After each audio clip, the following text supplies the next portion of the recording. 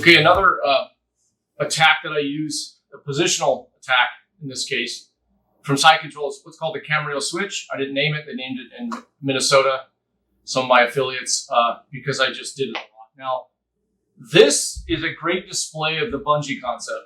What I mean by like your A game. Your A game should have a spectrum, because we're really increasing our threading right now, our transitions, but a spectrum of dynamic deliberate, but also pinning and allowing space for movement. And that's the bungee. It's pin and then allow space. Pin when it makes sense. So a couple things involved with that. Obviously the knee lines, the elbow lines from side control. I already talked about being beyond these. He's pushing me away. I'm still holding this position and counterbalancing. If I need to, I'll go knee on stomach.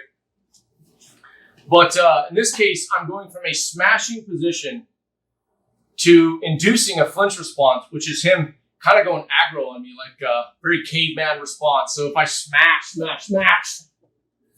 I'll even make noises, because the noises will be interpreted in terms of the psychological warfare of him being frustrated with me. So nobody wants to be dominated, especially if we're both black belts. If I'm training with a black belt and I smash and I make noises, and he's going to respond to that. He's going to be frustrated. That's what I want, okay? A flinch response, which is for him to push back. So we're creating a little bit of Kazushi here. There's a lot going on here. Kazushi, which is I'm pushing him here, using that elbow, making all the noises. He's going to push back, okay? That's what I want. So again, going with that bungee effect, that bungee concept of smash, and then allow space. And what I say is allow space because I know the platform at that point is becoming unstable. Whether he's inducing that or I am. In this case, I'm inducing that situation. And I know it, okay? He doesn't, right? So that off-balancing, we call it, the Kazushi of judo is to off-balance your opponent. In this case, also to like dangle a carrot and he goes after it, right? So I'm driving in here and I want this push-pull right here. Go ahead, push back. Just a little bit of that push-pull. So feel that and experience it. Now I am controlling the elbow, but I'll quickly switch as I drive to my arm going over. And the reason why is because I'm going to set up this response as I go. Okay, so if we stop right here, in his mind, he can see my thigh. He can't see what's happening above his head. Meaning he can see the target for him, which is the single. Well, I'm hovering above him, but my weight is forward.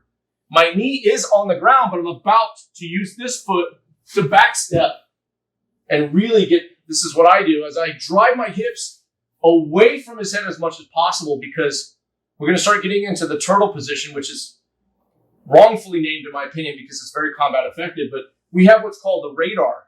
Okay, so go to all fours position, please. His radar, we say this in combatives when I train the guys, but like, this is his radar. So if I'm in the radar, he can see me, he can grab me, he can slow me down, and implement his systems. If I'm beyond the radar, he can't see me, it's very difficult, I'm a little bit more deceiving. Traditionally, my position in a real fight as well is right here. And in scrambles, I'm going to throw a couple concepts out for turtle is head or hips. If there's a scramble, get on his hips or get on the head. So that's the relationship between me and that radar. I'm either south of it or I'm in it. Okay? So as I turn that corner, get out of the radar. And if I need to, start blocking his ability to re-wrestle. He'll turn and re-wrestle me. Okay? Again, I've trained with so many wrestlers that they're super capable once you give them space. And the idea is when you do this move, think about it like do a deliberate approach to it. So fragment it, slow it down, get the finer details of it in terms of positioning, being ahead of the curve of your partner. But also, you want to make sure that you're doing it as if your opponent is super athletic. You know, you want to think a little bit more tiers ahead. That way it influences you and motivates you to get it down really correctly and avoid those entanglements. So again, we start that Kazushi, that flinch response of driving him, and I'm pulling the elbow right here, but I'm going to let it go. Okay? Another way to look at this is I'm driving and I'm creating a lot of potential energy. When I let it go, it's kinetic. Okay? Like you poke a hole in a dam, the water gushes out. All right, so slow motion, drive and then go. Step. So this is fragmenting. Okay, stop right here, look where you're at, make sure he stops or you guys are out of sync. And then I want to block this side because my body's going that way, so my elbow blocks it. Big back step. As he recovers, I inch myself back and I'm ready. All right, chaos passing. Okay, so he's down. Another mode of creating chaos. Now, we talk about using judo, I would say, methods into our groundwork. Judo methods are, movement to get him to kind of lead him a certain way and off balance him. So I'm creating kazushi as I move. So moving the head, all of this is good. Drags, going side to side is really good. But now I'm going to kind of bait him. So I'm going to step, let's turn you this way. I'm going to step in the middle of the situation here. I'm going to grab and step. Now, when I do that, I'm going to step and actually throw his foot. Okay. It looks like very much like Osotogari. Go ahead and stand up real quick. Let's get an understanding of what I mean by this. I'm going Osotogari. Now, I can just go this way. He pulls that foot back. And I go into my sasai. Osotogari here. He pulls the foot back. And I go into my sasai. That's the concept we're trying to do. So we're trying to get him to think I'm going a certain direction, lay down, knee slide pass, whatever it is. Okay. Now I have my underhook, a ton of options from here. Driving my knee, maybe sitting on his leg, but I'm not doing that. He's sitting up. It's hard to get him on his back. So instead of pushing him down, I'm going to turn him to one side to give me the other side. Okay. So again, turn real quick. I'm approaching. I like to get a high grip here. I'm stepping and throwing his leg. So when my foot hooks on that bend of his leg, I carry it a step. How I do that is I step my left leg. If you watch, there's going to be travel here. And that's what I want. I'm just pulling him in the direction. You'll see this in the grapple flow. Pulling him in this direction, and then I'm going to back step. So essentially what I've done is moved one direction, quick back step. I'm moving really sharply and far to create enough space. And he's going to grab the first thing that's in front of him. I'm moving dynamically. So it's very difficult for him to track where I'm going. He's going to grab a solid grip. Happens all the time. I have that elbow. That's a green light. Once I secure that grip, I'm here. Now, it's hard for me to fish for this right here. Fish for it, break the grips. He's going to pull his arm out. And now he's going to do a deep half or something ridiculous I'm going to have to deal with. So I need to take advantage. So the second I hold him here, I'm going to throw myself to the left, kick my leg up and over, and make sure I lock that out right into a crossbody position. He ends up in phase 2 in this case. A lot of times when I surprise people, they don't have an opportunity to get to phase 1. Right to phase 2 because my lockout is so fast. I just take advantage of that like we've been doing all day long. Boom. Or slow it down and dig deep into the crossbody system. Again, I want his body moving a certain way. So very much like our stand-up. If I want access to that arm, I go away from it because I know he'll track me. So again, I'm stepping in and I'll kick and drag. I like contact here so that when I backstep, I'm essentially sitting on top of his shoulder. Really making sure that he takes the bait. We're fishing here. Lock this arm in to block the elbow from dropping. It's a quick little grip. Quick little grip, and then I roll and throw my leg over. Locked out position, so important. I'm going to say that over and over again. In this case, no legs are trapped. He's got phase 2. I'm going to sit up, transition, whatever I feel makes sense to break that final grip there. One more time.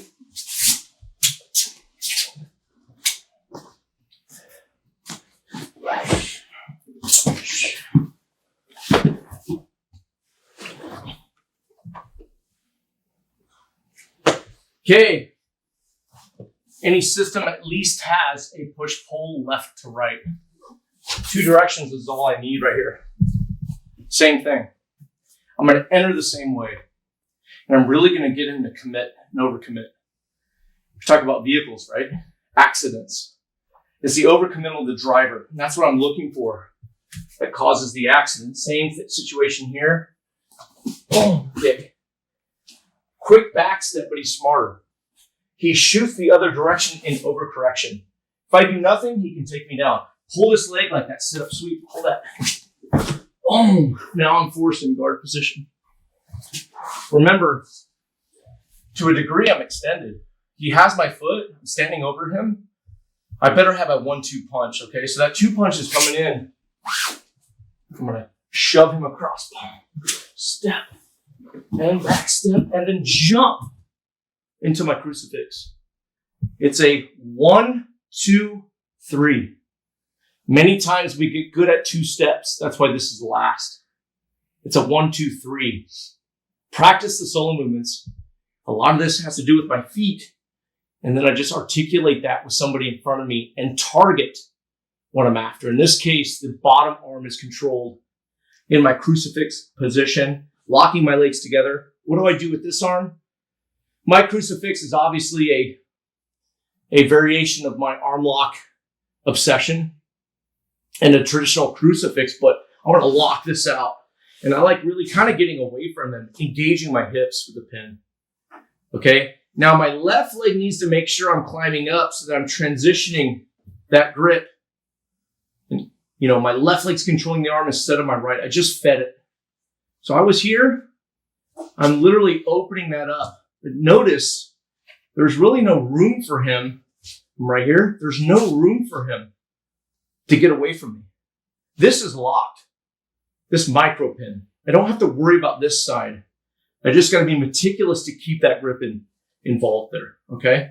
Now from here, extend, create a little space, use my elbow if I have to get my leg over. Same thing I was doing before. Heel goes to my knee. I let go of that arm, that forearm. If he does nothing, I will find my way to lock that Sankaku Jime triangle position. If I need it tighter, I holler, grab, adjust, open, pull this nice and tight, and re-grab that triangle position. Notice though, the triangle is not totally closed, and that's okay. It still applies appropriate pressure. I don't need this full triangle. You gain and lose. We'll talk about this when we hit the guard stuff. You gain and lose no matter what. In this case, this is all I need for the circumference, what I'm trying to control. I'm arching my foot even to close more space on that triangle position. Now, of course, the submissions are 1, pull, finish, triangle.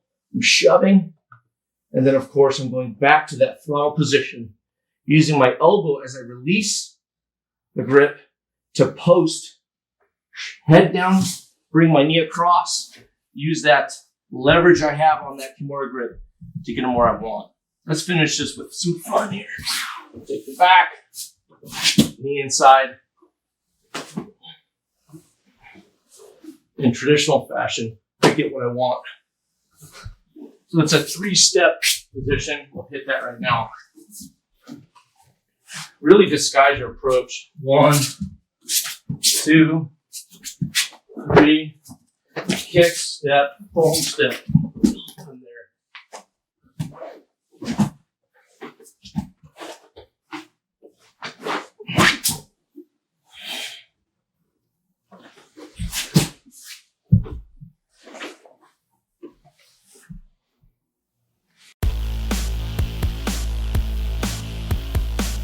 To the art of transition, in our academy, we set up choreographed threads. We call them threads. Essentially, it's a starting point, a move, then what happens after that as I transition, and we can take that to an extremely 19-point thread, for example, make it super complicated, or it can be very simple. And as you've seen throughout this lesson plan, this curriculum, that we're slowly building you to understand what happened before relative to what's happening now, relative to what could happen in the future. And when we think in terms of that, we're almost predicting the future. Our mind's really making a recording of all of that information, and it helps us be in the right position to be ahead of the curve. Now, I've been around for a while. I started jiu-jitsu in 96, okay? I started judo when I was 5, many years back. So jiu-jitsu to me was pretty easy because the sense of urgency that exists in judo. When you hit the ground, you don't have a lot of time, so you got to move quick. So my body was very adept to transitioning and moving quick and being athletic, which has developed over time. A lot of uchikomi, like I talked about in this series, a lot of hard work, a lot of movement. What that's given me is an understanding of transition, okay? And through the years, when I first started jiu-jitsu at the age of 19, everyone was kind of on the same path. And some people are still on this, and it's a very good path. It's essentially a mode of learning. And when I outline, there's really 4, I would say, revolutions or evolutions, I would say, in Brazilian Jiu-Jitsu and grappling and fighting. And they're modes of learning that we're used to. The first one that I was exposed to, which I think everyone at my time frame was doing, was what I call the move of the day. And the move of the day was, let's do a move and then fight. So it was a lot of fighting, which I loved. It was perfect for me at 19 years of age. And what I quickly learned was, if I want to take advantage of that mode of learning, I'm going to take that move of the day and I'm going to get it that day. And the analogy I use is very much like I'm in a grocery store and I grab the item I need and I put it in my bag, and it frees up my hands to then grab another one. And so if you look at, if I took 10 classes, I had 10 items, 10 moves in my bag because of the mindset for me to take that move and execute it with confidence. And that gives you that confidence to take ownership over that move, and then you move on. And so that's how I took advantage of the early methods, I would say, of learning.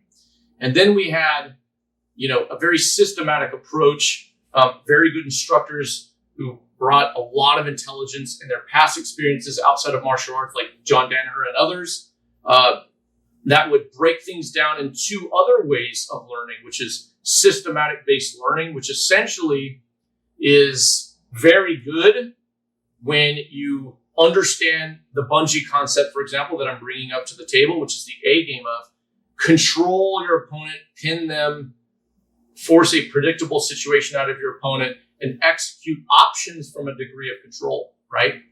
If that situation becomes unstable, then allow space for them to make mistakes and counteract them with that system-based knowledge. Again, it was a system. I have a hub, like a headquarters, with options, okay? All you need for a system is just a 1 and a 2. That's where the double attack, for example, that I referred to came from. It's, I'm in the mount, I attack the choke, you defend the choke, I take your arm.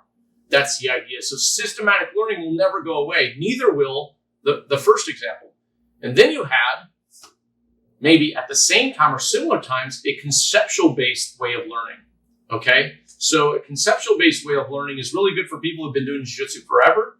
It's good for everybody, but it's to understand maybe positions, where to focus to control and maintain a position.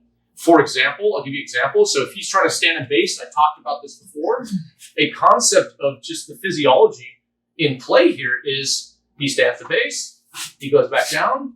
If I control the bottom leg, he is not combat effective and he cannot stand at base. It's physically impossible. He has to turn, change the rules a little bit, and get up, changing which bottom leg that is in play there. So that's a conceptual understanding. Another one that I've come up with is jiu-jitsu on a very basic level is movement to find a hub, movement to find that headquarters. So a concept that also incorporates systematic learning.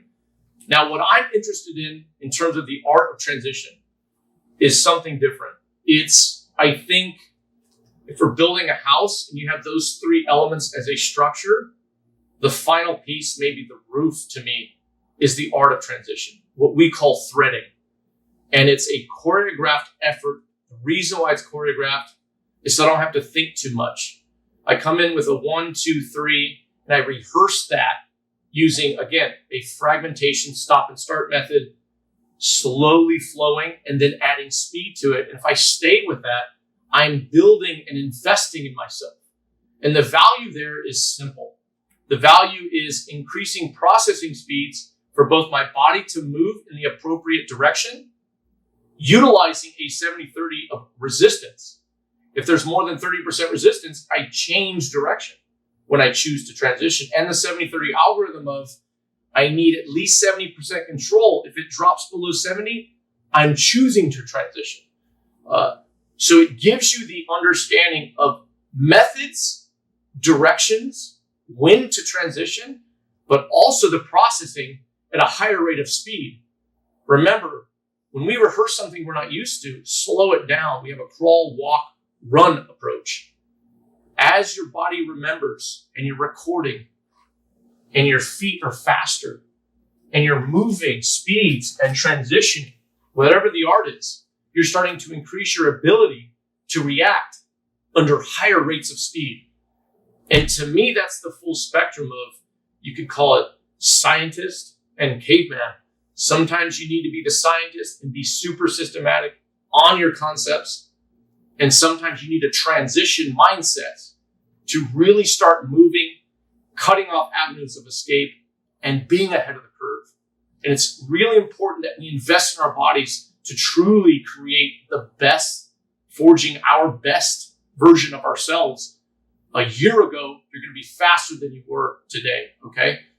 Today, you're going to be faster than you were before, and you're always looking to be better in the future. It's not about how fast I am relative to my partner, the person next to me, or the world champion. It's really about how I invest in myself to be faster and better as I train. And we create a culture of movement. We walk into the academy. We come in with the idea to increase our abilities, using that framework to understand what we can get out of jiu-jitsu. So I'm going to give you an example, 2 examples of threading. We've given tons of examples with jiu-jitsu on the ground. Now I'm going to give you a wrestling example and then a judo example. And then we're going to use those examples in subsequent lessons to then bring all of this to a head, starting from standing, which most matches and combative situations start, all the way into these systems, really with the mindset of the second I grab you, for example, give you an example, okay? This is a judo grip. This is an elbow grip right here. And I throw you to the ground. I'm immediately in my hook. I can immediately go and finish you. All right, so the judo example, it's a 3-point combination. It's his basic thread. We're going to start with a scenario of him with his right leg leading forward.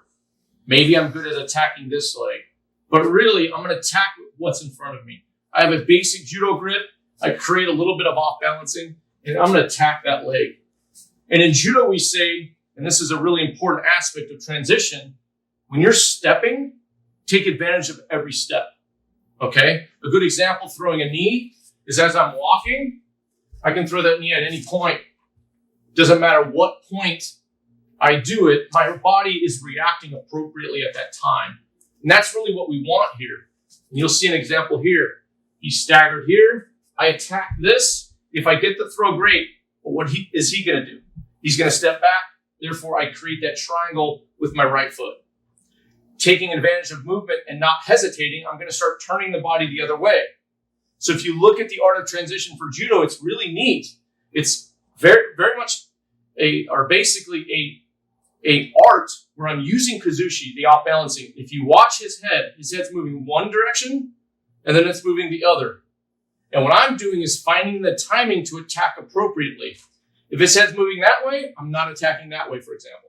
But notice, that first step, let's back up. His head's moving this way. He steps back. Now I want to move it this way. And that's my pivot point. I don't need to take another step. I shouldn't have to. I'm rotating that circle of motion as I step for my side. When I turn him, I step around and I'm catching the top of his leg. Now, when he recovers and pulls back, I'm stepping again. And then I'm going to do my forward throw. This is just basic judo with that pivot step, turning his head the opposite direction again. And then I'm going to catch him in a throw. Okay, we put that together, essentially threading or using combinations. We're getting very much in tune with the swaying of his body and me manipulating that swaying. So it's 1, 2, and then I'm stepping. 3. And what happens is it gives me a super powerful throw because he's working with me. And that's the art of transition. That's the art of threading in a judo context. Let's take a wrestling context. Again, based on movement. So when you do this and we fragment it, right? We do a lot of stop and starts like I was doing in the judo aspect. It's one, stop. Get your mind to process. Okay, what's there? Well, that attack retreated that foot, but gave me this foot, just like when we attack arms. Like in the ghost pass, we're attacking Kimuras on the bottom and top, depending on what he's giving you. Fine. Then now I'm going to attack that leg. Squares back up because he's righting himself. I'm pulling him this way. He needs to stagger back up or pull him back up into a position, and then I just take a ride and I take that out. So it's based on movement. I got to move. So you can do stop and starts, but then slowly start to flow it. A wrestling example, and this is important for jiu-jitsu practitioners because once you start standing, a lot of them don't want to move. Again, we're investing in ourselves. So we're going to start in a basic stance here. I'm going to get on the inside. Yeah, there's all kinds of systems to hand fight. Right now, though, I'm going to get to the business here. I'm here or here. And I'm going to move him same way to give me something. I moved him. He retreats that leg, gives me this leg. So I'm driving into it, right into my single leg. Okay? Obviously, I want to make sure I check my work. One of the issues with threading is you tend to get sloppy if you don't slow it down. We want to slow it down. Proper grips. This hand in front is trapped by my right hand, in this case, that goes around the hip. So he doesn't fight the hand so easy. This lock gives me some certainty. My head is up, kind of driving and challenging his position here. I'm driving my shoulder to the ground here, impinging his hip. Now I'm going to pull it like I would finish, but I'm not going to finish because I'm transitioning. I pull away like I'm running the pipe, and that gives me the body lock as I drive forward. Notice based on movement. My head is challenging the inside of his shoulder, immediately driving him with a knee bump. Okay, we suspend ourselves here. Now what is he going to do? He pulls his leg out. Well, now I have an option for a hip throw, for example, or other options taking the back. Okay, it's a little bit more wrestling. I'll stay with wrestling here. I'm pull, shoot, drive, pull to here. Notice one position setting up the other. I pull him back, but now he's not going to take the leg out. I'm going to throw him past because it's setting that up. I start making my way around, catching an head outside single, and I'm going to finish. Okay, so that is an example of threading, but it's based on movement. We need movement to back up our transition. If we're not moving, I'm not unbalancing or off-balancing or creating kazushi. If not in motion, he can track what I'm doing. If I sit there and shoot and stop, he's going to smash me. And that's the idea behind this. So again, if I'm moving, pulling. Now what? He pushes, secure this position. I start doing everything I know from studying these lessons. So that's the introduction. I wanted to give you an example, both a judo and a jiu-jitsu. And we're going to start really creating this template, using that template every step of the way to incorporate the rest of the system, essentially pulling everything together, starting at the source. And you can do this with anything. Leg locks, I don't care. You have crossbody armbar. You have knee on stomach, side control, back and mount. You have passing options going into those positions, into the crossbody. Now we're bringing in the stand-up portion of it. We're going to work off of that template or combination or thread that we used for judo. So I'm going to run a couple judo threads, the 3-point combination. I talked about the Osotogari, the Sasai, and the Harai Goshi. It's my favorite combination. And of course, we're using that as a framework then, as a starting point to get into the long threads from standing all the way into the ground, okay? So when I look at my grips, like I said, transition really to me makes this one art. So, or one move. So you have a series of moves. When you really understand how to stay ahead of the curve and be in front of your partners defending what they're defending, it's really, you're just in one move. You just keep moving until you get to the destination, which is the finish. But I'm going to start off with an Osotogari, how I do my Osotogari. I already explained a little bit on how to off balance. I'm going to off balance. We learned to do Uchikomi, and this is how I do my Uchikomi here. When I drive, and I learn to whip my body, okay? And that whip, through time, because I highly suggest you do an Uchikomi, I would say speeds up the ability to whip my hips, which helps my transitions. So some people would say, oh, you're doing a judo throw. How does that have anything to do with my groundwork?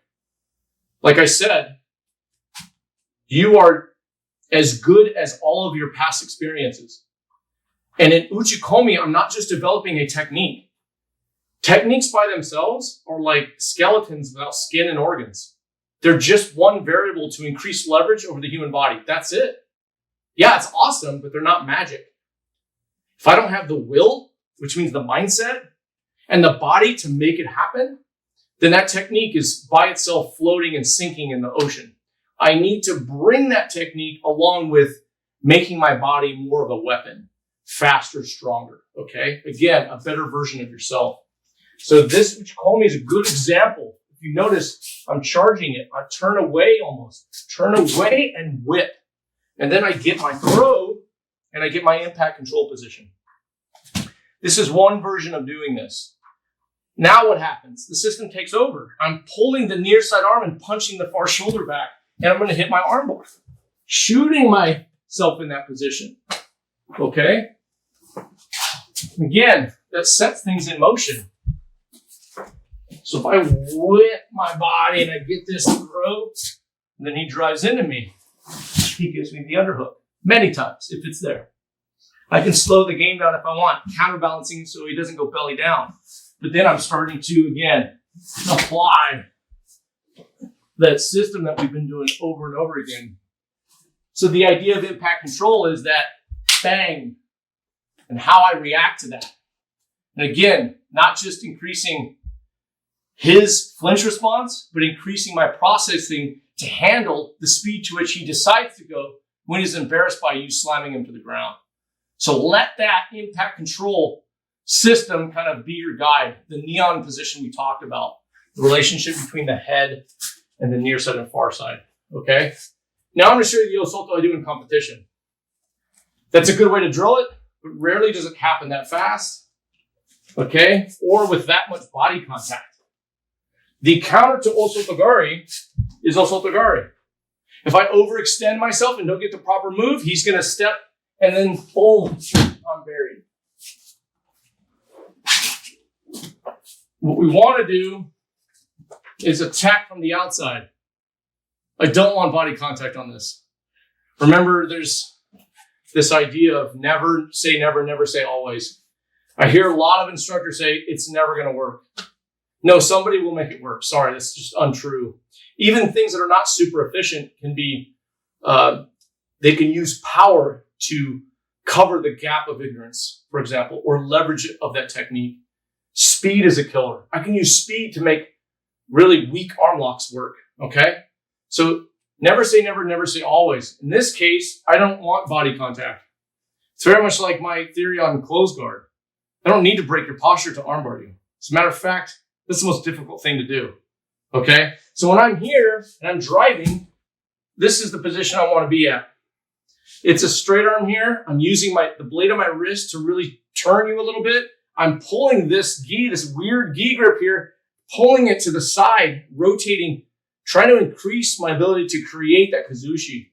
And it's a quick little response. It's my right foot is replaced by my left as my right attacks. Okay? And then I just drive. And then notice that right last part, okay? It's my little specialty. It's almost like a reverse De La Hiva. I'm shooting my leg all the way up to actually trap his far leg. If you notice what I did right at the end of that. I catch a lot of jiu-jitsu people on this. So if I want to get them, I'm here. I don't even grab and hang out. Okay? I'm in this position and I go. And slow motion, say right here, boom. This foot goes up like that. So now he can't just step his leg back. If I just tap, he can step his leg away. If I do this, step your leg away, I got it. And I can turn that right into a Kimura position, near side armbar, which I'll do right now. I don't need super speed on this, but you can build speed if you want.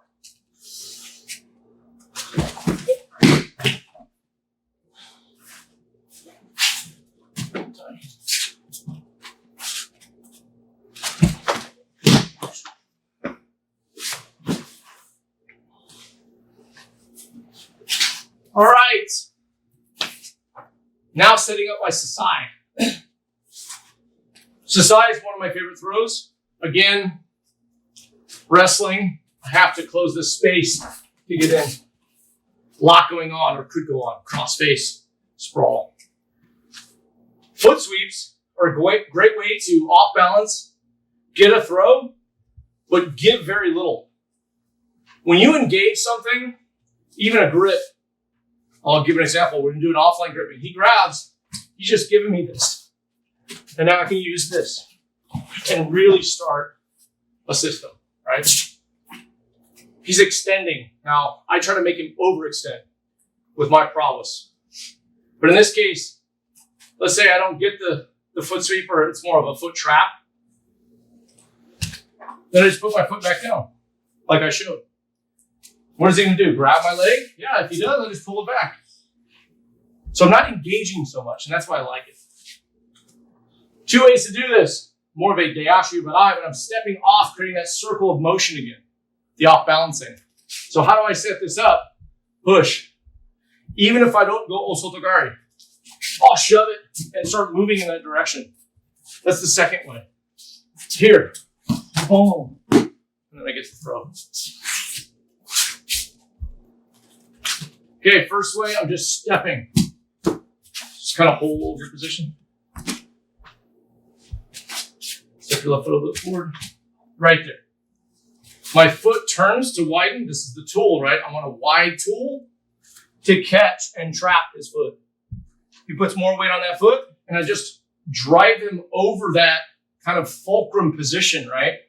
The point to which there's a tipping point. If it goes in my favor, I get the throw. I set him down. I want to charge it up. I run and turn. When I say charging it up, this motion of moving and turning, notice my head. I mean, really, I should be a good dancer. I'm not, but I'm moving my head so that my whole body and my hips are together. And a lot of your feints, and this is a great example, is right here. Because what can he see on his side? If I'm engaging in jiu-jitsu or whatever it is, he sees this. This is blurry. He doesn't track that much. He might even track hearing my step, but he doesn't really know where I'm going. It's here. I'll go like that. I'll look right here. Okay? So I'll look in this direction, and then I'll rotate and set him down. So what does that position give me? The impact control. So he's laying down. I just threw him here. Now, when I talk about transitions, the second you get a grip, I like to keep it. Let me walk through it real quick. Go ahead and stand. I like to keep this grip until it stops bearing fruit. Well, what's this grip? It's kind of a quasi-high grip. I'm using it to destabilize him. Well, what does it mean on the ground? Everything it means standing. So when I throw him, let's say, boom, let's go nice and light. He drives into me. That's a crossface. Now where am I? Right into that position that I want to be in. For example, you're doing this all day. You should be good at it by now, right? So you just splice those together. Again, reinforcing these concepts and principles of these positions.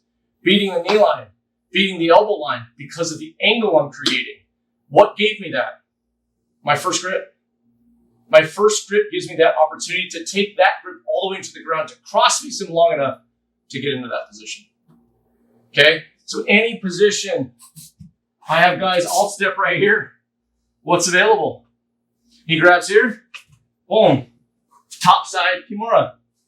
He does that, rolls me that way, because some people do. Bottom side, shoulder lock into a straight arm bar. The reality, all of that is possible because I'm doing it on my feet. Let's just slowly work our way towards those transitions and create this thread here. Okay? 1, steps back. 2, get down, cross face, back step. He grabs whatever. I have triangle, mount, Kimura, Kimura. Grab the elbow, run this all the way through, swivel my hips, controlling the wrist. Again, because I have dynamic speed working in my favor, I don't need the perfect configuration with my legs. Which leads me, and you should know this by now, it's kind of a quiz. What's the perfect configuration of your legs? The perfect configuration of your arms. The perfect method to which you apply pressure and hyperextend the elbow. It's the one that fits the situation. Remember, speed kills. I'll turn it this way. This is not practical traditionally if I'm doing a deliberate approach. But if I'm taking advantage,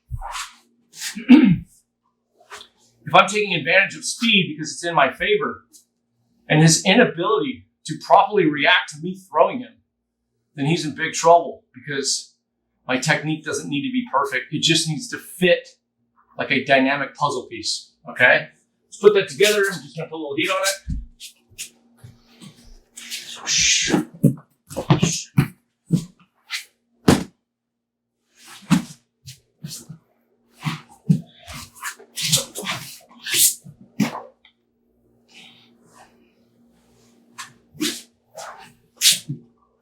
Now, what's last? My favorite throw to make somebody feel the pain, the fear of such a dynamic effort. It's one of the greatest displays of judo. And I'm going to power this thing up by using an Osato Sasai combination. Notice the head sway. We talked about this. Then I'm going to talk about when I throw him, the potentials for kind of a pitfall that force a lot of judoka to make mistakes against jiu-jitsu guys or jiu-jitsu guys to steer away from forward throws that involve the head and arm, right? There's systems from the head and arm. For me, I really focus on correcting the position, and we'll see that. First, let's get our combination completed with a little bit more in-depth detail on what I'm looking at. So again, the no grip osotogari, which means shooting osotogari, works so good. So good. I don't have to pass guard, right? He steps back, though. He's smart. Taking advantage of every step. I'm pulling. His head's going that way. Now it's going that way. Boom. He stutters. Boom. Steps back. His head was this way. Now what is it doing? He's naturally, if I pull his head this way, he's going to right it. And that's what I want. When I pull it and it comes back, I want my throw to be there to support it. Okay? More time. Grab, go, boom, step. Okay? Make sure again, pull back. I'm driving everything. He pulls back. Drive. Step. Quick back step, rotate, look in the direction I want to throw. Here. That's that lift. Let's look at a slow motion version of that Harai Goshi. Square up a little bit. Uchimata is here, which I'm not showing too much of, right?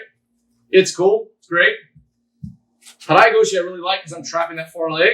So when I turn in, that's my uchikomi right here. Right? Here, rotate, hold, use that blade of that wrist to pull his head, catch him right above the knee. Now the biggest mistake people make is they go like this. Because they try to execute that final stage. We talk about fractions. Remember our uchikomi? Fractions of uchikomi. Here, fractions. Then I'll step. Then I'll rotate all the way through. Fractions of the move. Okay, you want a good judoka. He understands the fractions of the move. That last fraction of the move, I don't want to overextend. I pull him point past that fulcrum point. So he tips in my favor again. Here, he tips in my favor. Now I throw him up and over. Notice my voice, I get excited. I throw him, his feet will hit the sky. He's past that tipping point. He becomes my property. And I, at that point, can really make a dynamic effort in finish. The harder I throw you, the more shocked you are when you land. Dazed, not hurt. that's really when you're in that area of gray area, uncertainty, and flinch response. And that's what I want. So put that together. Let's back up.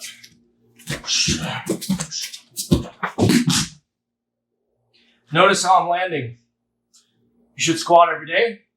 Good squat position, and I'm controlling the arm because I want to threaten. Also, when I know I have him, I'm pulling this up. So there's two directions he's going. He's already going that way, and I'm pulling him up to slowly stabilize the position to then fold, lock him down. I have that Kimura position. Now, what happens if I throw somebody, and like most jujitsu-ka do, as they're going over, they grab you and they pull you because sometimes they don't really know how to land, nor do they want the space created from the throw that gives me the opportunity to transition to that Kimura or whatever. Okay? So we're going to go to the head and arm. I'll show you how to fix it. Go down. So turn this way.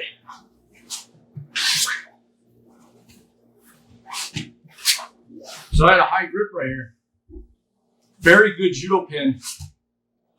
These are all good judo pins. Locking, pressure, pressure, pressure. I'm a grappler. I like pins. You gotta really, this whole thing is about pinning. But I don't feel super comfortable against super strong judoka. I don't want them to throw me this way. Or a crafty jujitsu-ka, right? That's gonna grab my arms, hip escape, take my back. Now I'm fighting. Super flexible guys that put their legs in. Maybe he's got a long body. I talked about throughout this series the ramifications, I would say, of ignoring the physical profile of your opponent or partner. If he's got long legs, I cannot linger there. It gives him much more range to catch a hook, suspend me, and make it difficult for me to work a system. So when I land on somebody right here, because they hold me, the first thing I do, very much like my S-mount, is lift the head off the ground and run towards it. I lift the head off the ground, and I keep this arm pinned to me, and I give myself space, and I look in that direction. And then I grab, and then I pull, and then I'm mounting. Notice these pathways we're creating to slow the game down and work towards our proper mount to take advantage of my Harai Goshi, which put me in a quasi-bad position, but I've corrected it. I drove my weight away from the battle zone. I lifted his head so he can't just so easily bridge, and I've turned it into a tackle pass, which led to the triangle mount. So let's do 2 threads, nothing crazy. Chris, 2 threads. At the end, I'll hit the Kimura, and then I'll hit the overthrow. So I'll go down with you. I'm not going to land on you. And then I'll correct it by lifting that head, okay?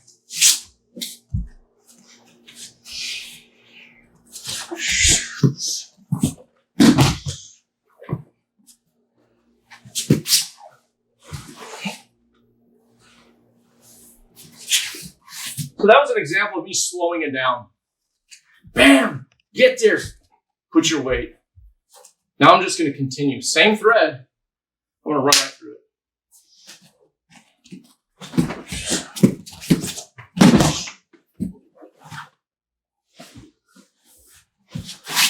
Not a triangle mount. Going down with you. Go slow on this. Doesn't feel good.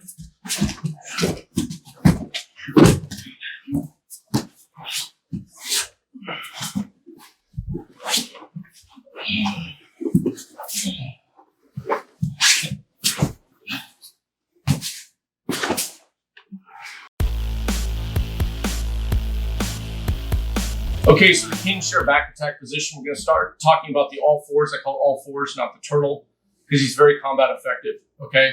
So quickly to outline that, like I talked about before, we have the radar here. This is the radar line, which essentially is the elbow line. If I'm on this side of it, I have access to the neck, but he has access to my legs, okay? I hit neck stuff from here many times as a distraction because I'm small. I don't traditionally commit to guillotines, especially on bigger people. I like to stay on top. We talked about the high ground, Sun Tzu Art of War. So many times if I hit a guillotine from there, it's either to slow it down, incorporate the arm, or use it as a smoke screen, meaning he's going to react to it. And that's when I'm going to take the back. Okay, once I hit the back, I'm getting my hips pretty much in line with his hips. I want to make sure that on the far side, I'm doing a couple things. I'm not overextending myself to reach my arm in so he grabs it and rolls me over. This is kind of like, of course I wouldn't do that, right? So be careful of that. The other thing is, I want somewhat of a relationship, go ahead and sit up, between that far knee, okay, essentially far is just the other side, and the foot, okay? Because he's so stable here, he's got all four quadrants, the exact opposite of the crossbody. I want to initially or eventually bring one knee in to slow him down. This is much better position for me to attack from. So when I'm attacking the back, that's my objective. And how I do that is I start controlling the hips. Let's turn this way. All fours.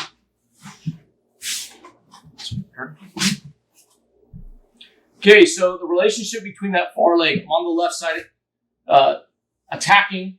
My hips are level with his. I trap a foot so that he's not standing, moving, lifting that knee off the ground. Or if he starts to move to stand up, I'm driving him to the ground here just to destabilize him. The other thing I'm doing is covering him because I want him to carry my weight and I want to maintain that high ground. So if he were to stand up right now, he's standing up much slower than he usually would. And what can happen is I can go right into a scenario here where I lose him, but I go right back into a head outside single and then reboot my attack, okay? So I have those options going for me. Remember, weight distribution, putting my weight on him slows him down, makes him more predictable, okay? So a lot of times I'll grab that foot, like I said, destabilizing him, setting up Kazushi to attack. Outside of that, just so we have an understanding of how I deal with the back, I don't want my knees on the ground. I want to be up here, and I'm going to start my attack here. So he's going to sit up, and I'm reaching in. Now, two ways to do this. I can grab it, or I can feed it. And when I feed it, I got a lot more control. You got to think of, like, obviously this is like a rope, or even a rope around like harness position here, and I'm driving a lot of pressure all the way over shoulder and through. What that does is it creates a straitjacket effect. Driving here, not so far that I'm off my postured position in high ground, about right here. So I'll feed it, thumb inside, grab, I'll turn it, like I want to look at my watch, kind of cementing the grip, and then I'll stamp my shoulder. And right here, just feel the pressure I have. Essentially a lot of drag. I'm dragging him to one direction. He's pretty much going to start looking in the direction I want him to go. So let's reverse this. So here, start making my way around, and then I post, okay? Now on my post, I want to make sure I'm blocking. Essentially, I just put my knee level with his knee, my feet level with his feet. I stay posted in case as I drag him, he sits back away from me, I can pull myself up. So go back to all fours, I'll just push myself back up. I don't want to linger. What I don't want to do is hit this position by committing to it.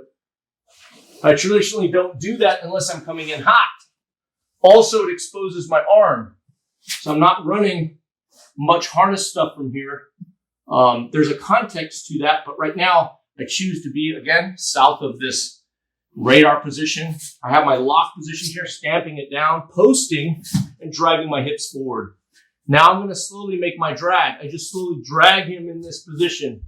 Now, once we get here, you'll see I engage a reverse hook.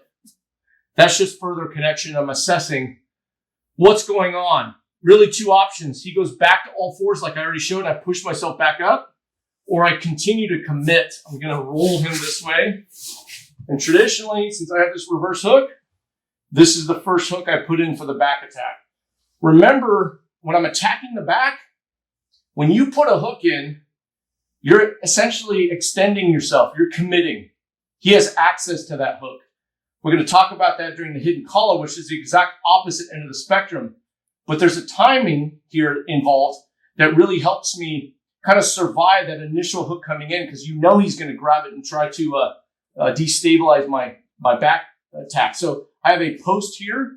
Another thing I'm concerned of is hugging this too high because I don't want him to lift his hips and jump over to side control. Let's lift your hips, jump over. I don't want to be beat right here, right? So let's reverse that. Just things to look out for. Reverse hook helps me kick his bridge away, but he still might have it. If he lifts his hips, then I just pull him back. I open a space because I know that's the direction to counter his kind of hip over, all right? So from this position, now kind of all the check marks are in place. I'm nice and tight. I throw my top hook in as I finally commit by letting go of this post here. And I'm rolling all the way into harness. A general kind of guideline. Both hooks, I like the harness. One hook, I like power half. No hooks, I like double unders like I'm showing you now. Okay? That's a good guideline, especially for fighting wrestlers or MMA. But I really like it in jiu-jitsu, especially because if I have the top position for me, I don't want to, again, not abide by that 70-30 position or algorithm to lose the top and give him more advantages. So from here, I commit to the back. Okay, now I'm going to show how to, at each point during the grapple flow, just finish. This is a really good exercise to get those takedowns. Now remember, be cautious. Try not to throw your opponent down to the ground too hard. Wrestling, to me, very different than judo. There's more certainty because we're locking our hands a lot. Judo's like a very swaying art where it's difficult to slow people down and pin them. Once I lock you, you become super predictable. So that's why I call those pinning positions. I can lock you up and you're not moving very good, okay? Depending on your capability to defend it. And we can turn the table on this. Every time he shoots, which we're going to later, I can defend it and then give you an option to get back into that system. But for now, I'm going to go through this slowly on how to finish at each point, show you a couple of my favorite finishes. And this is a good information to just add to your in-depth understanding of the grapple flow. So again, that traditional single, I'm going to pull him, shoot, drive. Okay? Now I'm pulling and running the pipe when I change directions. It's going to corkscrew around. A lot of people drive this way, which is not correct unless I'm doing something different, but because that's towards his post leg. I'm going to take him away from the post leg, and I'm driving my hips to the ground, driving my shoulder to impinge that hip. You got to think of the shoulder as punching that hip. He should feel it like this. You already have that leg of the table, right, out. He's going to drop in that direction. Very much like judo when I throw Sasai, for example. I'm disrupting his ability to take that step. Okay, so that's number one. I'll be like, all right, run through it with these options. So number two would be then, what does that give me if that doesn't work? I'm going right to that body lock. Same thing here, driving, pull, body lock position. I'm going to give you two options from here. Notice how annoying I am. I should be annoying to him. It's like pinning somebody on the ground. What's the difference right here? Using this grip here, turning with my arms to break his posture. Now for me, the knee bump is such a great way to get to the ground right away. I create a triangle step. So if you notice, I do what's called the surfing position. Just like if I had a single, it's the same thing. I like this surfing position. If I do this, this is good too, but now his leg's coming out. There's nothing blocking it. So when I shoot a single, I like to get in that surfing position. So even if I let my hands go, it's going to not so easily be him to be able to take his leg out. Same thing here. And I'm going to shoot my leg in as I simultaneously drive. What I don't want to do is pull guard. Because a lot of people who do jiu-jitsu and they're trying to do takedowns, they tend to do stuff like this. And there's a rule, guideline. It's either a sacrifice throw or I'm doing like a proper wrestling in this case. Judo sacrifice, I pull guard to throw you into Tomonagi, right? In this case, I want him to land, then I land on him. So even in combatives, I don't teach sacrifice throws for combatives. Because in combatives, self-defense, you take somebody down in a sacrifice throw and you fumble it, you're on bottom. And then his buddy comes over there and kicks you in the head. In this case, this is a I'm landing on top situation. So I'm here nice and tight. I'm driving with my head inside the shoulder, step to make that triangle, plant that triangle, and then overwhelm him over my knee, then release my knee, and now I have a side control position, which is really, really strong. Now the options from there, when I do this, it depends on his reactions. So I drive him here. Sometimes he pulls his leg out. Now I'm going to run and hit a hip throw. Okay? Now we're starting to see a little bit of crossover. That's a judo throw. Okay? So I'll put that together.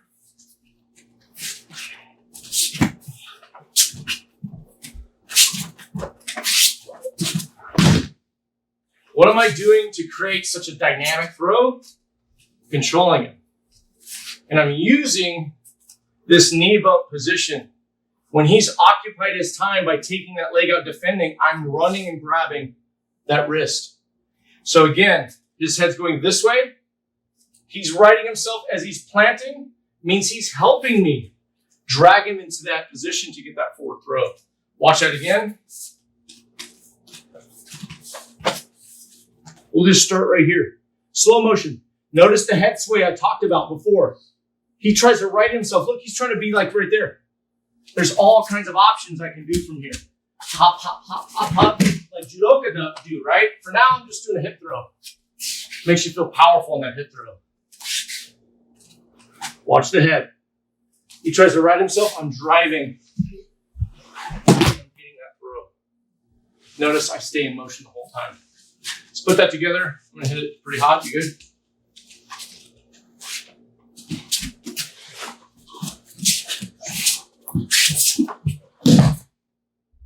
Okay, moving on. Taking the back body lock. I'm here. My favorite takedown. I'll show you two though, they're really good. I turn to the side, right? Like I showed you. I'm here. I already did the one. When I release this position, remember, there's a release in pressure like we talked about in lesson 1. Cross body arm lock. So what I want to do is keep one in as I grab. Once I've made it that far, as I step out, now I pull that leg and do another lock. And I'm already in motion. Shoulder impinging the hip, turning my body this way. And I keep cutting him down until he goes down. What you don't want to do is start swinging, unless I want to do the second move, which is a double leg. So what a lot of people do is they go one and they swing. He's not going anywhere. Unless I want the second move, which we'll get to here in a second. Proper way to do it. Grab. Swivel this out. Look in the direction that you need to go, but don't take your head away. Shoulder stays glued to his hip until you get him down. Here. Now I'm cutting. So that shoulder is creating space. It's bumping and breaking him down. And at that point, when we talk about transition, I'm thinking, am I going to transition to the next move? Or do I want to keep cutting his base down? That option is yours. Again, create a physical profile. What are his natural tendencies? How does he spend his time? Is he playing video games? Or is he, investing in defending these takedowns? Because if he's not, you're probably going to hit that first one. But like I said, I call this a tier 1 mentality. You got to think he's going to defend almost everything you've got. That's the mindset going in this. So I keep up the transition. Okay, remember we have systematic thinking. Sometimes systems are too lazy. I just need to keep hammering, and going along these threads to get what I want, which is him down, me on top, dominating. Okay, so let's say he doesn't go down here, like I talked about. I'm cutting him down, doesn't go down. Look at my right arm connection. I'm going to shoot it for a high crotch, leading with my elbow. And then I'm going to cut this as I drive all the way to the ground. Where are we right now? Create that platform pressure.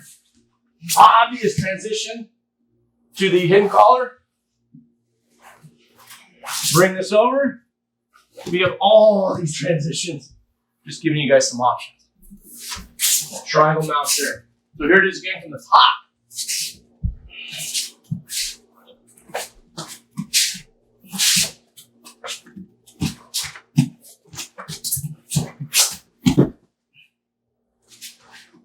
Lift the hips as I run to cut that final leg out. So slow motion again.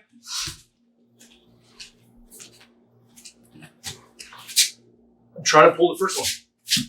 Shoot. This foot, as it peels out, puts the brakes. Now I'm driving. Lifting and driving. That's so he can't not can't, but it makes it difficult with motion to plant his foot. And I'm driving with my head up, cutting that leg out. And then look, we've induced what we call impact control. Such a flinch response. He's getting embarrassed. He's getting beat. And he was standing a second ago. Now he's on the ground. Take advantage of that. Right?